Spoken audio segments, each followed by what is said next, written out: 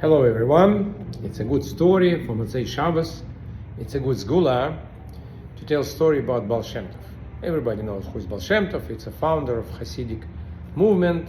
He was born in 1698 and he lived 62 years. And this story happened about 300 years ago. So once Baal-Shem came to his student, very wealthy Jew, just to make a kind of lunch. And he asked this Jew, let's call him Moshe, can you do me a favor? Can you bring a letter from me to city Brod, to just leaders of the community? So Moshe said, no problem, Rebbe, I would love to. It's a big honor for me to make this request. So Baal-Shem asked a piece of paper, he wrote a few words, asked to put in the envelope, give it to Moshe. Moshe put in the pocket, and the Baal-Shem asked him, can you just walk me a little bit, few steps? So Moshe said, no problem. When he was putting the shoes, the envelope slipped out from his pocket and just went onto the big wardrobe. And he forgot. So he walked Baal-Shem a few steps and he forgot completely about this letter. And after that situation, he saw Baal-Shem a few times, but Baal-Shem never mentioned about this letter. Few years passed by, so business of our Moshe went down drastically. Incredibly bad situation. So he started to sell furniture just to support his family, to have something to eat. So when people just lifted this huge oak wardrobe, he noticed the envelope underneath. So he just picked up the letter, said, wow, 17 years ago my Rebbe asked me to deliver the letter to city Brod, and I didn't make it. Wow, so schmuck I am, how can I do that?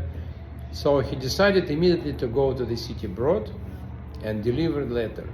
And was clearly saying to the leaders of the Jewish community and their names, 2 names.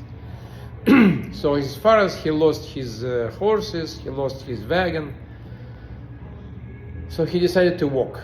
So he was just walking to the city Brod and just walked into the city. So he found like kind of fast people, they just running around, what's going on, some kind of mess. So he asked first Jew what's going on. He said, just 2 new leaders of a community were elected. Yeah, what are their names? So when a Jew named these new leaders, so Moshe looked at the envelope, wow, the same names, 2 leaders of their community. He was like shocked. So he get through the crowd to these new leaders. He said, guys, I have a letter from Baal-Shem. He said, what are you talking about? Baal-Shem passed away 17 years ago. How can we bring letter from him? He said, yeah.